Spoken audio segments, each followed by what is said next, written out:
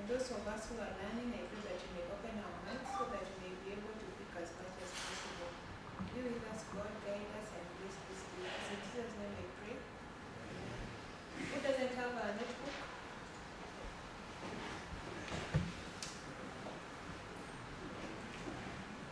Thank you. Well, good morning, everybody. My name is Satwan Singh. I am one of the directors of the Elite Studios Limited. I have about 60 years of photographic business, so I think I should be able to teach you a little bit more than what you know. But this is all a learning process, and we all learn from each other. At the end of the day, I will probably be learning from you as well. So learning never finishes. I'd like to introduce my colleague, Maurice Kionzo. Maurice Kionzo is a teacher. He teaches photography. And he's also a practicing photographer. And he's been in this business for decades as well. And then we have Claire. Claire is our intermediate man. I say man because she behaves like a man, she's very strong. And she's the one who's been in touch with you after you come over. Okay? And then of course we have Nelson, who is our IT guy, and everybody else is here. So, welcome all. Welcome all. Have you ever been to a workshop before? Please tell me, you've been to workshop before? With Elite? Or is this your first time with Elite? This first time with Elite. Okay. I'd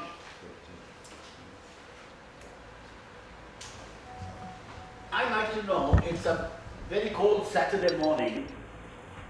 What are you doing here? Why are you here? Answers. I like answers. I want everybody to be active. Why are you here, sir?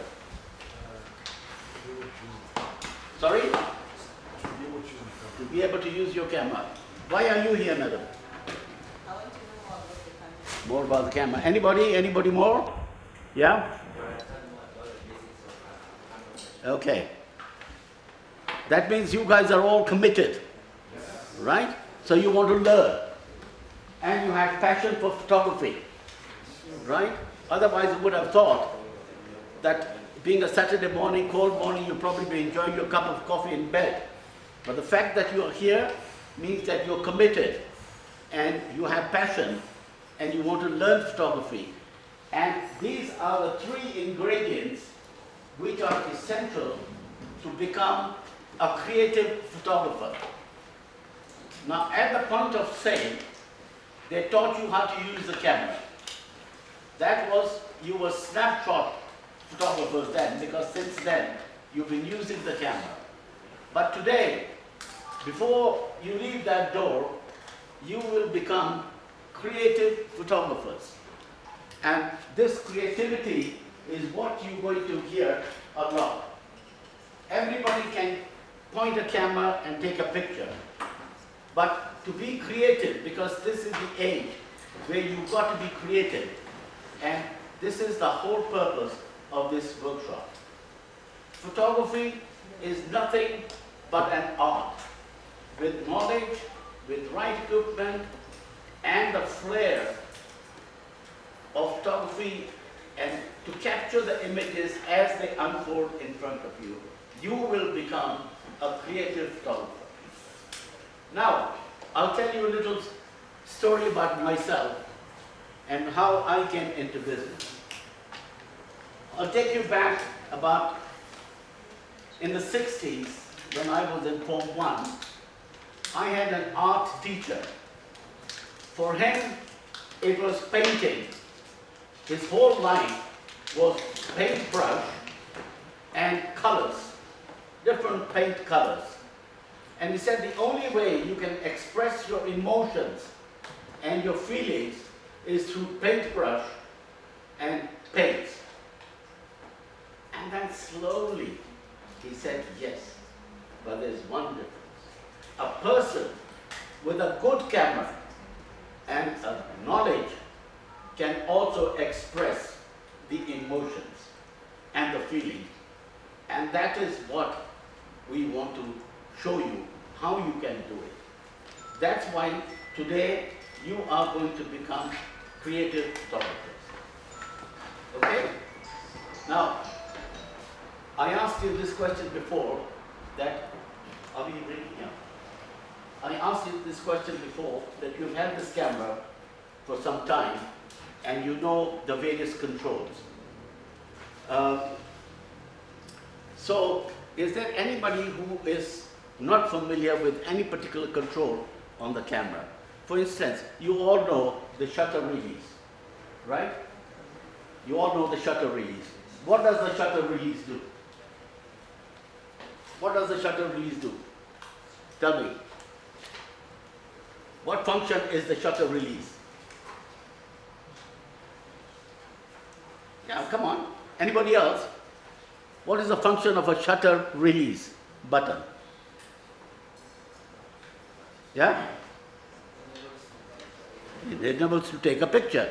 Yes, but it is more than that. It has got 2 or 3 functions as well.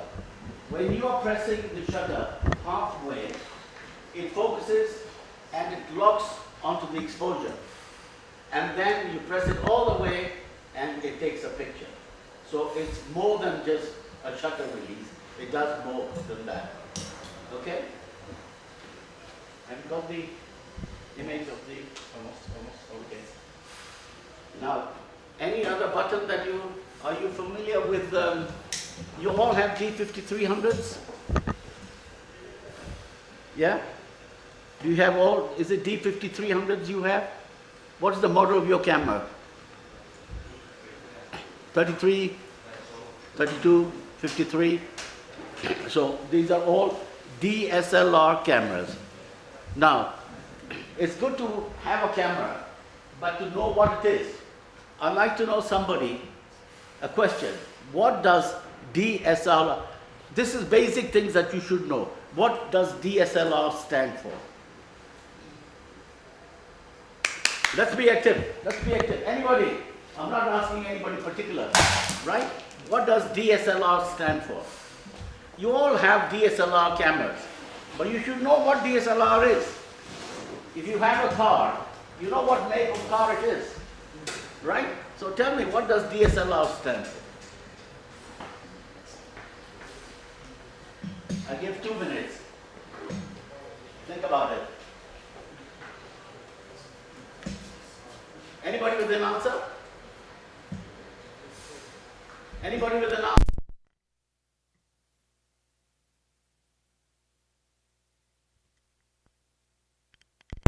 Anybody else? We're all learning. So somebody must tell me today what a DSLR is. Okay. Madam, what does no? You've been teaching, you've been learning from Morris. What does DSLR stand for? Yeah? Speak up. No? Digital? Fantastic. Well done. Well done. That's the kind of answer I want. Digital SLR is digital single lens reflex camera. Okay? Now, what is the meaning of reflex? Anybody? Madam? What's your name? Who? Ruga. Robert. Ruga. Ruga. Morris, she knows. Yeah, she's supposed to know. She's supposed to know. Yeah, she does. Okay? Anyway, digital single lens reflex means that you're looking through the lens as opposed to looking through a viewfinder. Okay? Anybody here has used analog camera? Or are you all digital people? Are you all digital? You don't know analog camera? Film camera? Okay, film cameras, there were 2 types. Even the digital cameras are. One was with a viewfinder. When you're looking through a viewfinder, you don't know the exact picture that you're getting.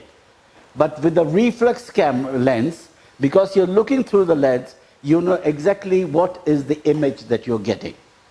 Okay, so now you know that digital SLR is digital single lens reflex camera. Okay,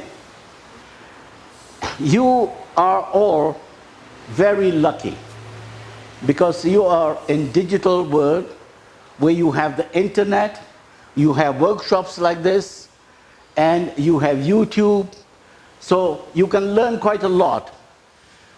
When I started, I did not have a camera. I did not know a clue about photography. I was just thrown in the deep end. And I had to swim out. And the only way I did, because there was nobody to teach me, at that time there was no internet, no YouTube, I had to read through book of instructions and learn everything. And equally, my customers were not even internet, they didn't have internet. So they depended a lot on me to teach them. So I had to be on top of them. But you people are very fortunate, so you should now be able to become even better photographers than what I am and what my friend Morris is. Okay, so are we ready now? Next image. Next. I told you about creativity, okay? And this is the word that you're going to hear a lot in our presentation. We want to be not normal photographers, but we are going to become better photographers. And the way to do is to take creative pictures. And we will show you how to take creative pictures, okay? Now,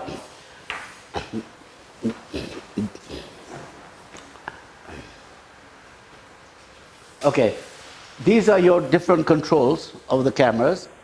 Okay, you have the shutter release.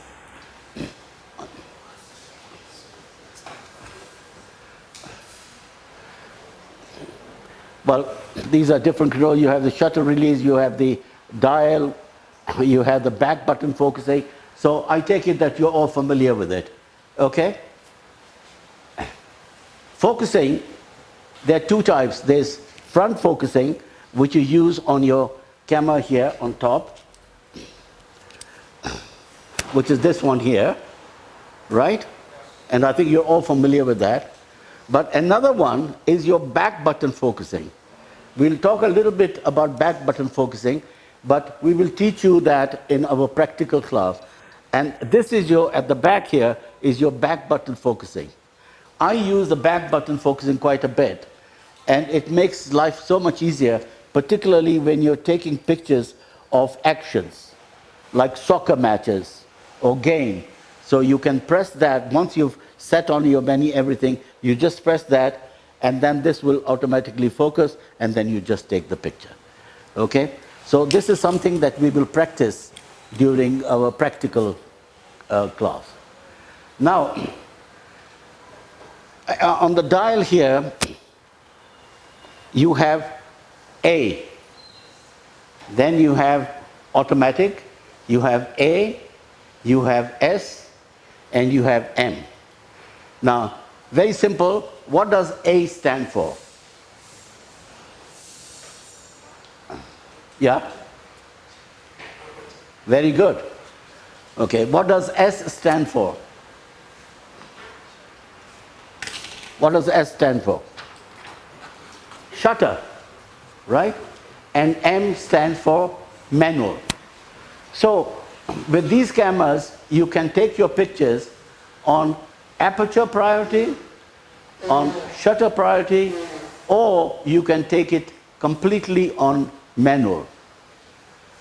Now, also there is automatic.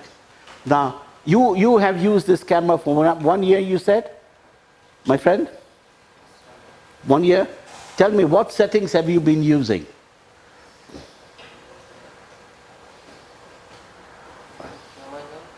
Manual? Okay. So you are familiar with how to use manual. Yeah? How many of you use this camera on automatic? Raise your hands. How many? Automatic? Okay, now I want to know, you bought this camera because you are not a point and shoot photographers, right? And you're using automatic.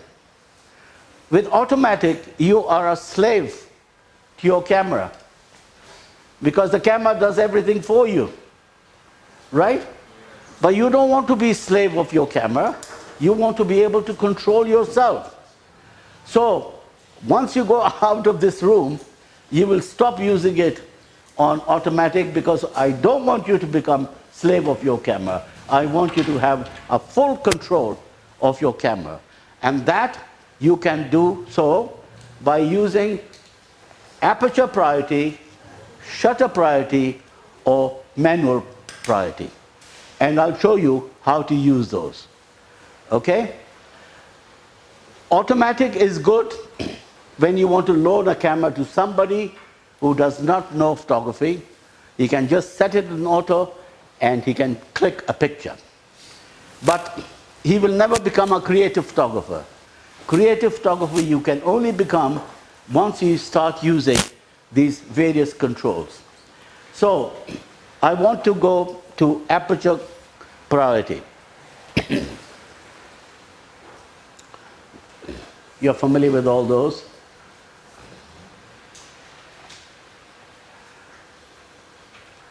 Yeah, you're familiar with all these lens lock button. You know, every camera has got a lens lock. See, this is your lens lock. Okay, you're familiar with it. Okay, you know how to remove the lens. Can you remove the lens? Just remove it. I want to see.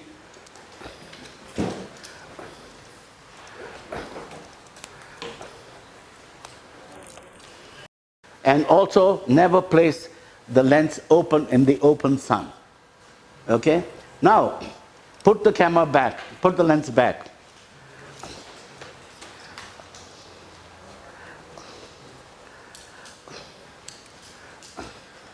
Put the lens back. You done it?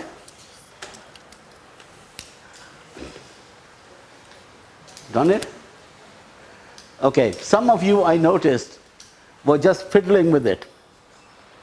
You see, when you start fiddling with it, you're spoiling the back part of your lens.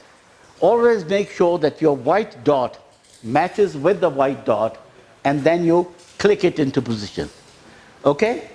So these are small tips that where you can look after your camera better.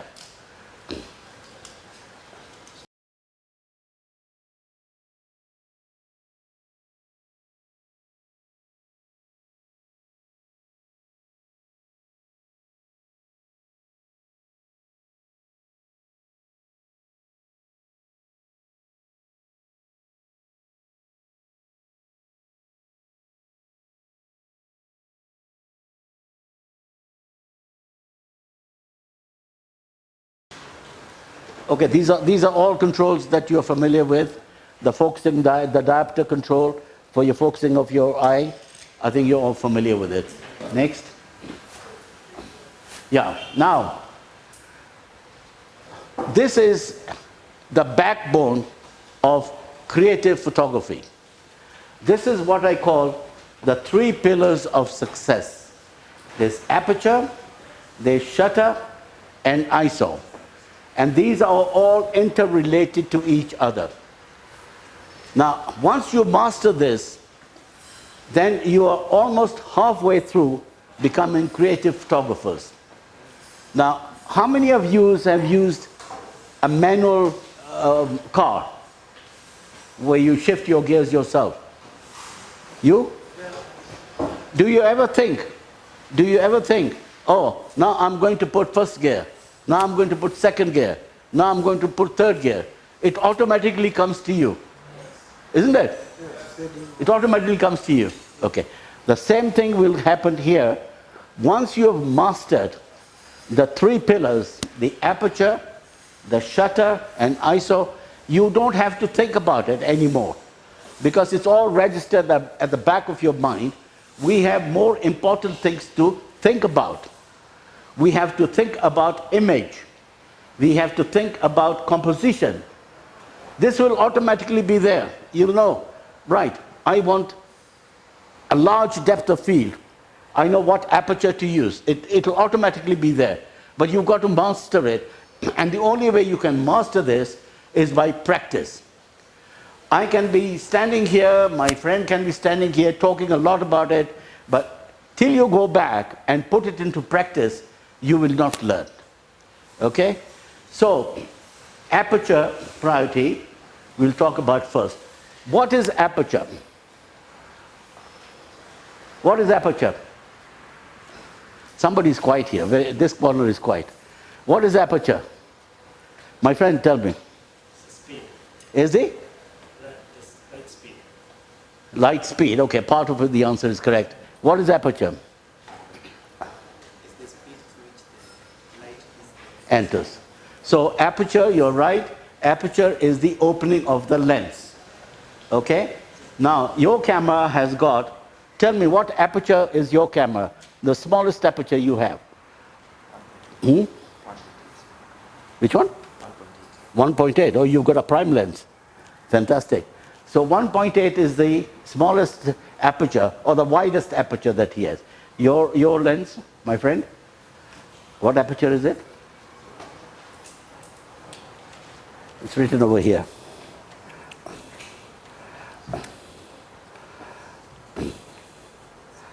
I haven't got my glasses here. I think it'd probably be 5.6. 5.6? Yeah, 5.6. So that's your widest aperture.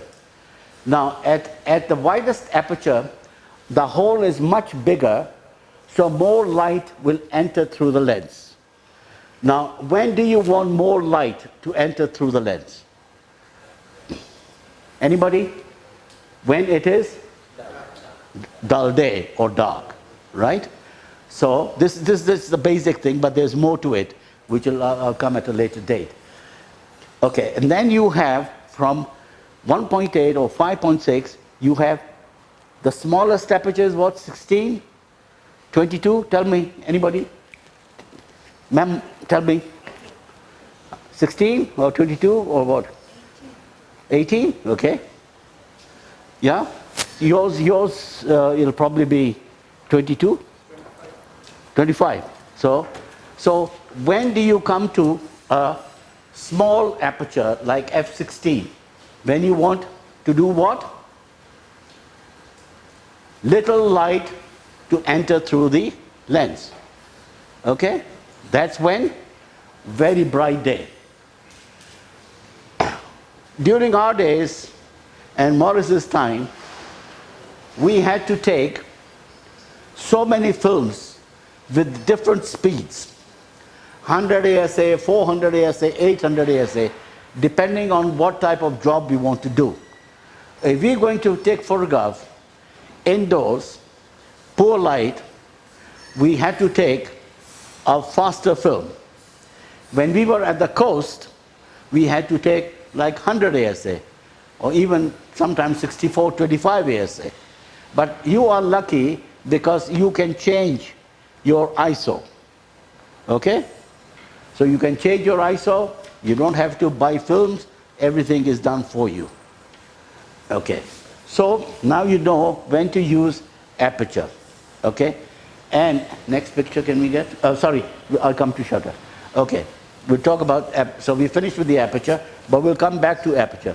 Now, S, we all know, stands for shutter. Okay? So S stands for shutter. Now, what does the shutter do? I need somebody new now, somebody else. What does the shutter do, my friend?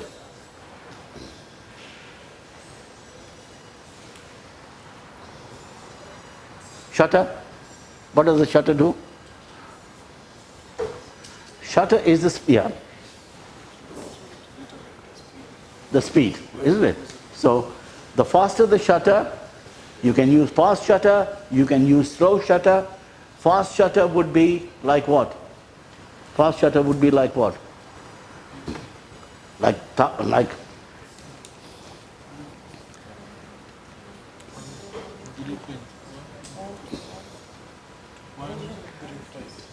120, 250, 500, 1000, these are your fast shutter speed, and the slow shutter speeds would be like 125, 60. So these are different shutter speeds for different types of subjects you want to do. If you want to freeze your subject, let's say you're taking a bird, you want to freeze it, you will use faster shutter speed. Okay? When you want to show the effect of speed, like somebody on a motorbike, and you want to exaggerate the speed, you use the slow shutter speed. So that is the objective of the shutter. Okay? And the same thing goes with ISO. ISO will depend on what shutter you've used, what aperture you use, and on auto ISO, the auto ISO will automatically take care of it. Okay? Now, let's go, next picture please, Nelson. Now, this is where you come to shutter speed, aperture, and ISO. Now, on the image, you can see 1.4, you can see 1.8, 1.4 f to 2.8. So the hole, as you can see, is bigger, right? And as you go further up, the hole becomes smaller. So from the image, you can tell what is happening to the images if you take picture at a certain aperture. Okay? Then we come to shutter speed. At 1000 ASA, at 1000 speed, you can see what happens to the runner. Okay, you can very clearly see it. But as you go further up, you can see what happens to the runner. It becomes blurred. It goes out of focus. So it all depends what you want to do. So you have a control of your camera. And then we come to ISO. Now ISO, if you use a smaller ISO, you'll get a very clear picture, right? Right or wrong? Okay? Now as you progress further, you'll see that the image becomes noisy. In our days, we used to call it grainy. So the image is not that clear.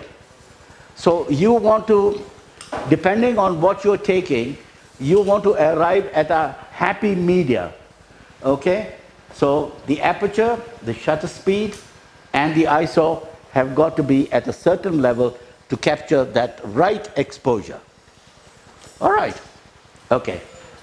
Now, next one. Yeah, we've understood that. Okay, now, this photograph has been, can anybody tell me, what do you think, what aperture has been used on that image?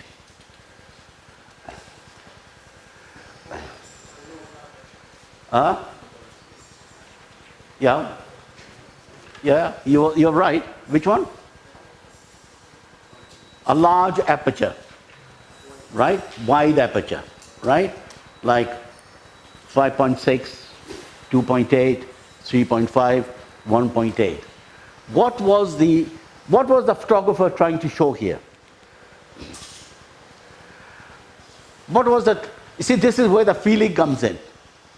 This is what he's trying to express, right? Somebody must tell me. Look at the background and look at the foreground. What can you see in that picture? What do you see in that image? Yeah?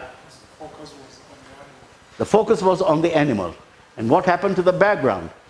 It became blurred. Why it became blurred is because he was using a wide aperture, right?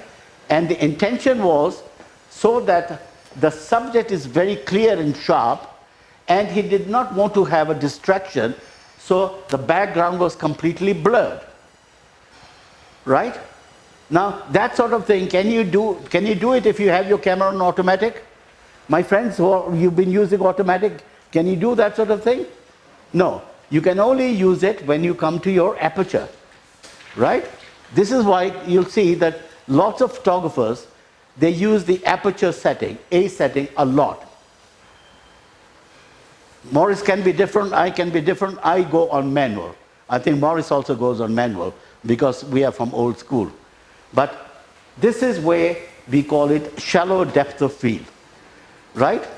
Now, sometimes this also becomes very important when you're taking photograph of portrait, right? I want to take photograph of this beautiful girl, okay? So I'll come very close and I'll use a very shallow aperture, very shallow depth of field, so I can see her features and the background is completely blurred. So she will become outstanding. And that is the effect that I want. Okay? On the other hand, when you're taking photographs of landscape, you want everything to be in focus. If you're taking photograph of a church and there are some stones, some boulders on the way, you want to just to express that feeling of depth. You want to make sure that everything is in focus. And tell me, how will you do that? What aperture will you use then? Somebody different. What aperture will you use? Which one? When you say small, tell me what does it mean in numbers.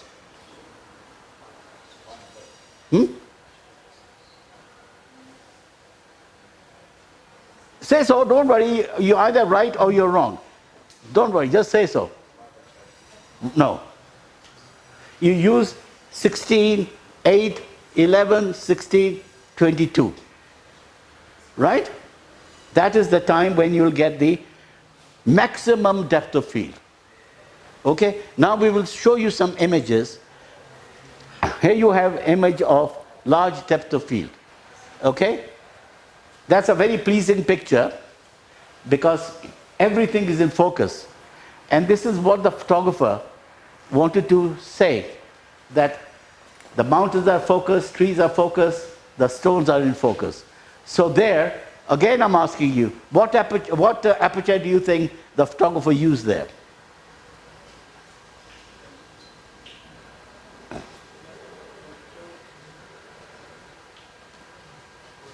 .8? No. F8? Yeah, F8 or F11 or F16 or F22. Okay? That's what the photographer used. Now, there's another thing. It's called the sweet point. Does anybody know what the sweet point means? Every lens has got a sweet spot. It's a figure that every lens varies, whatever lens you're using. Like you're using a prime lens, your sweet spot will be different from this lens, the sweet spot will be different. When I say sweet spot, it means an aperture which is halfway, where you will get a very clear picture from foreground to background. So it can vary. And you can test it, you can experiment this with your lenses. You just focus on something far and keep on adjusting your aperture and taking pictures. You will come to a point where you will know for yourself that. So if you put it on that sweet spot, most of the time your pictures will be clear from foreground to background. Let's have a look at some images.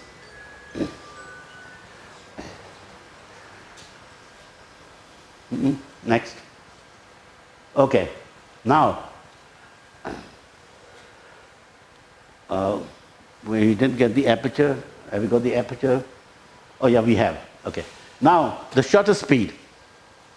Okay, this is, the first image is fast shutter speed, and the second image is slow shutter speed. Now, when do you use a fast shutter speed? The picture tells you, the answer is very simple.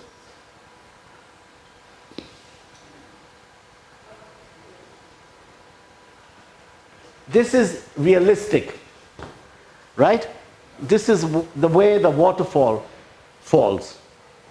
So the photographer has captured the clear picture, the clear sharpness, and the movement of the waterfall. But he wanted to express the same thing in a different manner. So he used a slow shutter speed, which is the second one. Okay? The second one is slow shutter speed. And what happened to the waterfall? It's the same waterfall. Silvio, it's the same waterfall. So what happened to the waterfall? What does it appear? I want some answers which expresses feelings. Anybody?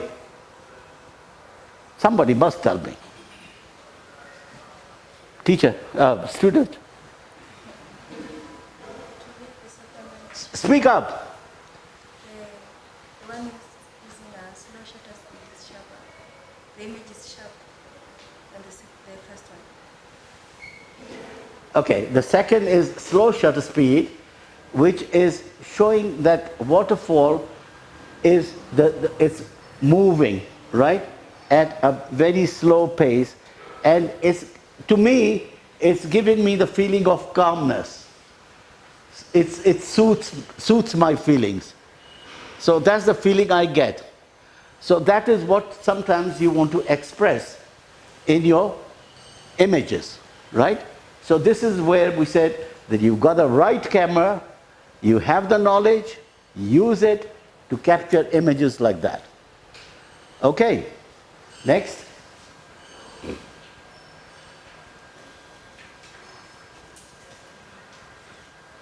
ISO. Okay, we talked about 50 ISO, we talked about 25,600 ISO. You can see the difference yourself as far as the clarity is concerned. Which is a clearer picture? Which one? The first ones, right? And what happens as you increase your ISO? The picture becomes grainy or noise. In digital world they call it noise, and we used to call grading. Again, it's the effect that you want to create. If this is the kind of effect you want to create, you'll use that kind of ISO and that kind of ISO for that. Again, depending on what you're taking and the condition of your sun position and dull light or whatever. Right? Next.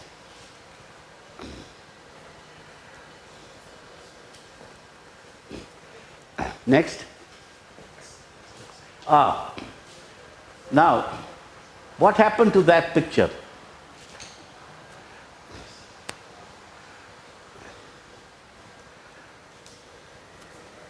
Is it clear? Is it grainy? Is it noisy? Why is it noisy? Because he's used a very big ISO, right? Maybe that is the effect that the photographer wanted to show. See, you've got moon, you've got the building, and he wanted to give that kind of effect, which is all right to some people, but that's what he wanted to show. Now, the same subject, next. Now, what happened to the same subject? It's clean, right? Why is it clean?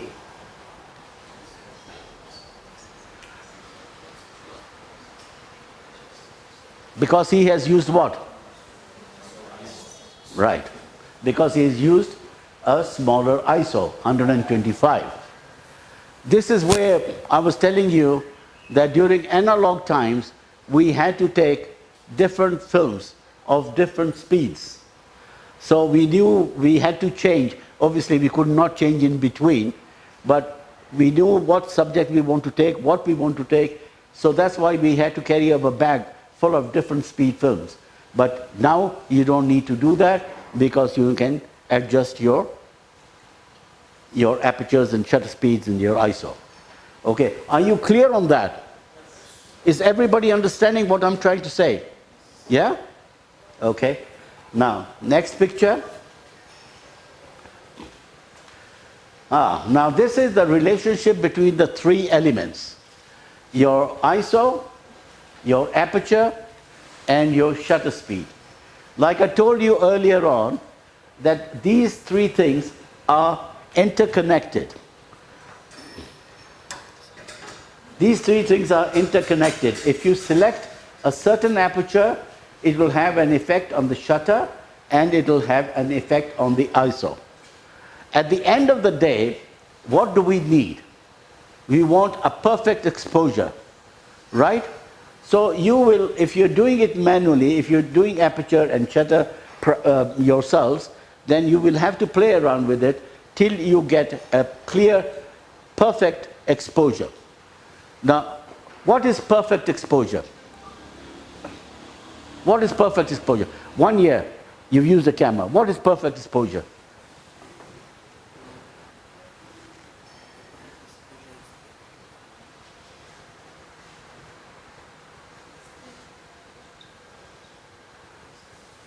I think you know it, but you can't express. Don't worry, we'll express it. What is perfect exposure? Yeah. Perfect exposure is relative, Uh-huh. dependent to what the cameraman wants to expose. Okay. To relay. Okay. Probably I want a bald image. Yeah. To him that will be a perfect exposure. Okay. Depending on his creativity. Okay. All right. Okay. That's a good answer. But an ideal exposure is the one which is neither, I'll use it in a very simple language, neither is too dark, nor is too washed off, what we call overexposed, not underexposed, but correctly exposed. Now the next image will show you what is an ideal exposure. Okay, this is the relationship between the three elements which I've explained to you before. You see, when the aperture comes to 4, the shutter speed goes up. Okay, and the ISO goes in that position. So these are all relative to each other. Okay, once you start using these cameras on your different apertures and shutter speed, you will understand it better, and which we will elaborate a lot when we do the practical class. Next picture.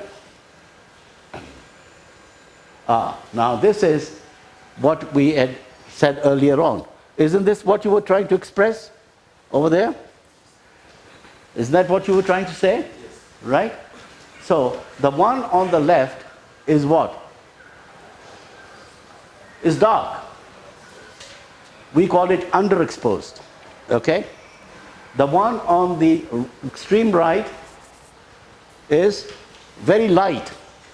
There's no detail. Right? It's all washed off. Look at the clouds. There's no clouds.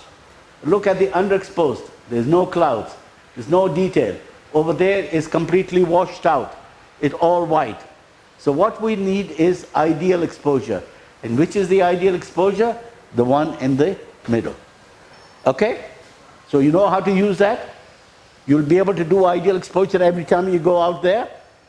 Yeah? Okay? So that is your ideal exposure. Next. Okay, before we come to that, common mistakes which we all make. We make it, I make it, you will make it, but how to correct it. Okay? There are so many mistakes that we do, but until and unless you do it practically, you try it yourself, you don't know. Every picture, which is the best picture? Which is the best picture you've taken? Just tell me. You remember the best picture you've taken? Wrong. Which is the best picture? Anybody has got a best picture to show me? Or knows which is the best picture? Yeah? Which is the best picture? Somebody had raised a hand. Which is the best picture? You know which is the best picture you've taken? You don't know. I'll tell you which is the best picture. The best picture is the one which you still have to take. Okay? Which means don't be satisfied with the picture that you've taken. You can improve on it. So that's not your best picture. Your best picture is the one which you still have to take. Okay?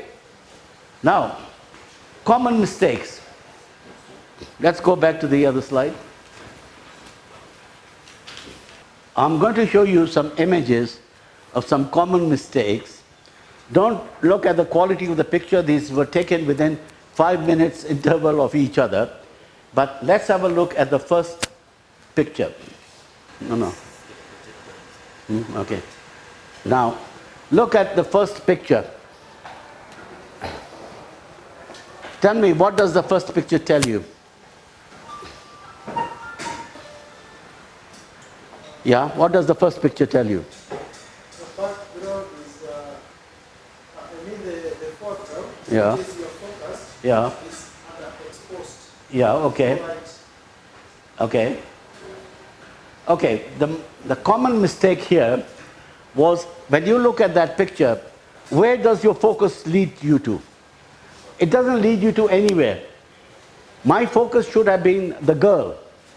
But I'm looking at that girl, I'm looking at the background, I'm looking at the tree, I'm looking at the building. So to me, it's a very confusing picture. Okay? So when you want to take a picture, move closer to your subject, as close as you can, but not too close.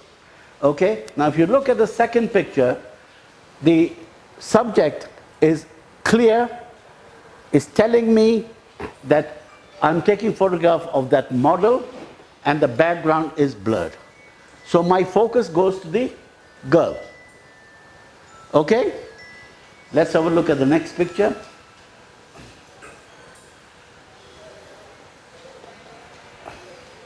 Okay, well, this is whenever you're taking, now this is something that you can experiment at home. You don't even have to go out of the house. Okay? Those of you who are married can get your spouses to pose for you. Okay? Particularly when it comes to the ladies. Whenever you're taking photographs of head and shoulder, okay, this is where the composition comes in.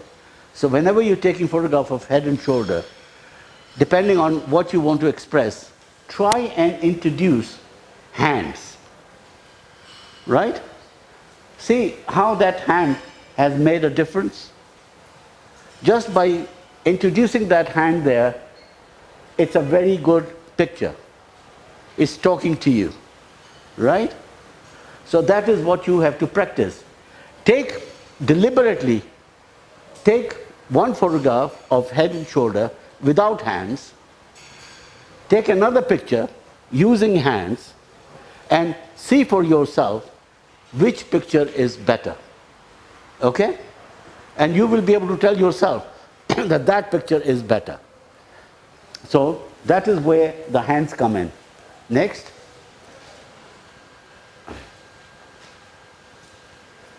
Now, that picture, is it a good picture? I think it's a good picture. It's a good picture because it's what?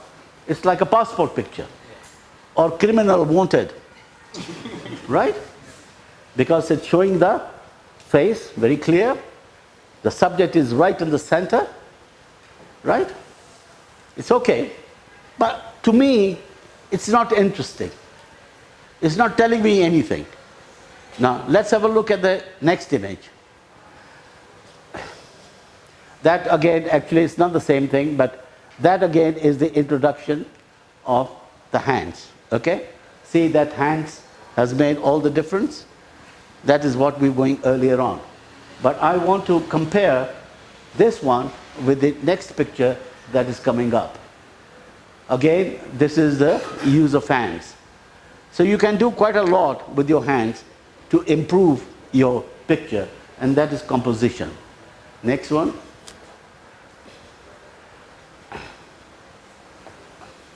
Yeah, now See, this is the original image that I wanted to show you. Look at the picture on the left,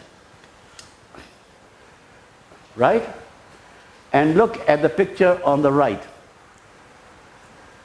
The first picture is a very good, like I said, passport picture. But that picture is not talking to me. That picture is not telling me anything. A picture taking is stories. The picture should talk to you, and it's like stories. You know, we all love to read stories and hear stories. So this picture is not telling me anything. Now all I did was to take that girl on the right hand side, and now that picture is talking to me, right? First of all, I think the image itself is a lot better, right? It's talking to me. The girl is looking on the left hand side, and she is thinking about something, and I have kept a gap in front, so you know that maybe she is leading to something, right? This is expression. That's how you should be taking. This is the rule of thirds.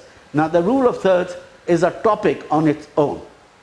I don't want to complicate you at this stage by telling you vertical lines and horizontal lines and all that. I want you to just practice this.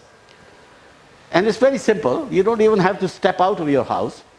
Right? You can do it at home. Do it yourself and see for yourself. And see which is a better image. Right? Let's have a look at the next.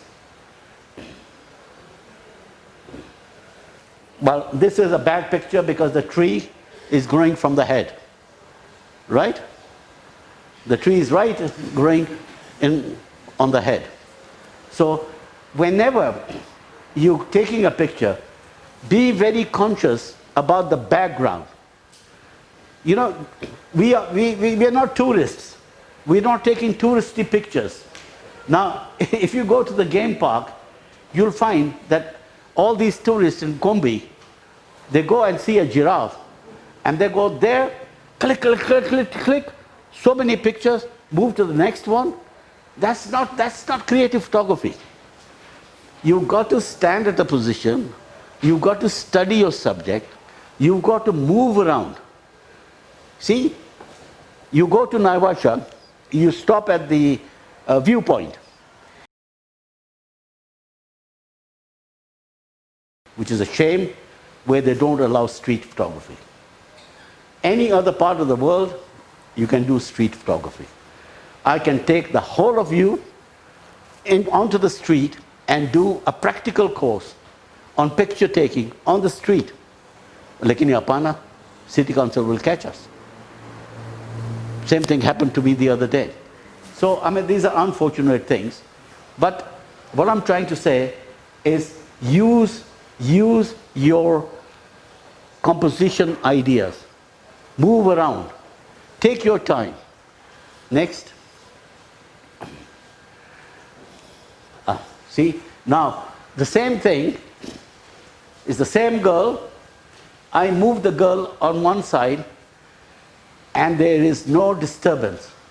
The tree is not growing out of the head. It's plain. The subject is clear. It's a pleasing picture. So remove distractions and focus on the subject. All right? Somebody is going to go and try that? Yeah? Try it. Go in your garden, go in your backyard. Try it. Right? Next. Use of the hand. Yeah, okay. Now,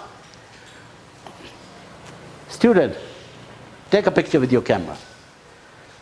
Just any picture, like here.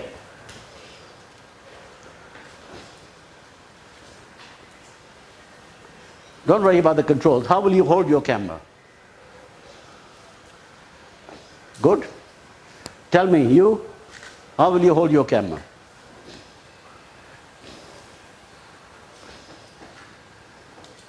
Okay? How will you hold your camera? Come this side. Yeah, you've got a prime lens, you've got a good camera. Now tell me, how will you hold your camera? Okay? Okay? Okay? Okay? Now that's very interesting because everybody is using the camera in a horizontal position. I think it's a natural instinct. You give a camera to somebody, if I'm a photographer, the first thing which I'll do is I'll hold the camera horizontal to take a picture. No, that's not the only position you hold the camera. Let's have a look at the next picture. Now look at the picture on the right. What did I do? There we go. Everybody's doing it now because now you know it. But you don't try it. Right? You've got to try it. Now, in a way, both the pictures are okay, both the pictures are interesting, but the one on the right is upright, right? And this one is horizontal. Now, if I was to take a picture of 3 or 4 people, I will probably take it on horizontal position. But if I'm taking an individual, I'll take it at a vertical position. So don't be shy of moving around your camera, right? Again, this is something for you, it's a homework, you can go and try it. Let's have a look at the next picture. Positioning. Now, this is images of the same subject matter. This is the position, like, this is the camera, okay? I'm taking a picture of this camera, and because I'm a lazy bum, I don't want to move up and down. I'm just taking a picture from here. Okay? Now that picture will have a different meaning. But when I bend down, I'm wearing loose clothes, no skirts, no tight skirts, I'm bending down at the same level, it'll be a different image. Right? So this is an example of a picture taking from top, and there I went closer and took the picture at the same level. All right? So don't be afraid of bending down, moving around, different positions. You'll get a different pleasing effect. Next picture.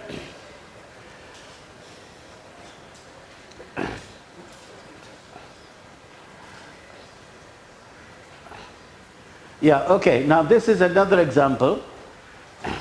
This is a picture, it's a portrait, very simple portrait, something that you can do it at home. The one on the left, I use the whole head. Okay? Sometimes, to give it a different effect, to give it a different feeling, all I did was to chop off the head a little bit. It's giving me a different feeling to it. It's giving me a different expression. Now, when you pick up any magazine and you flip over the pages of pictures, you'll see there are lots of pictures where you say either the head is chopped off or the side is chopped off. But it is a pleasing picture. It's looking good. It's giving you emotions. It's giving you feelings. Right? These are the sort of things that you can try. Okay? Next. Use of hands. Very nice picture. Well, I think we have now more or less come to the end of the first session. Okay? Now, the second session, we'll give it a break now for about half an hour. Now, this half an hour break is not for you to just have a cup of tea or something to eat, but interact with each other. Okay? Because, like I said, this is all a learning process. Right? We're learning from each other. Okay? You can show him some ideas. He'll give you some ideas. So the break time is for that.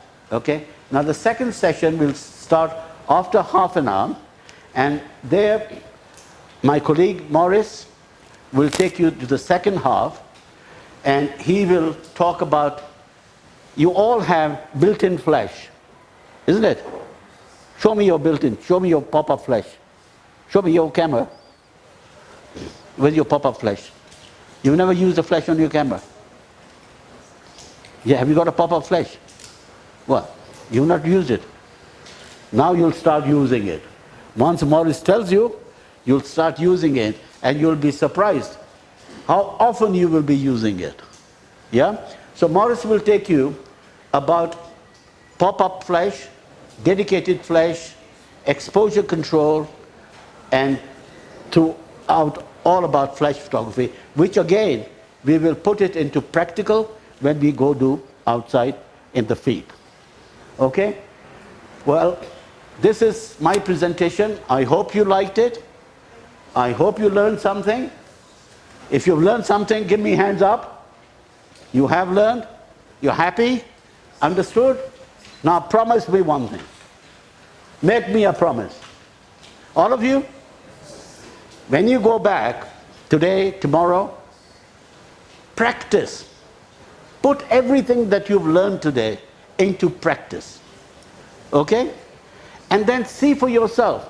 You know, the good thing about digital cameras is you can take thousands of pictures and keep on deleting the one which you don't like.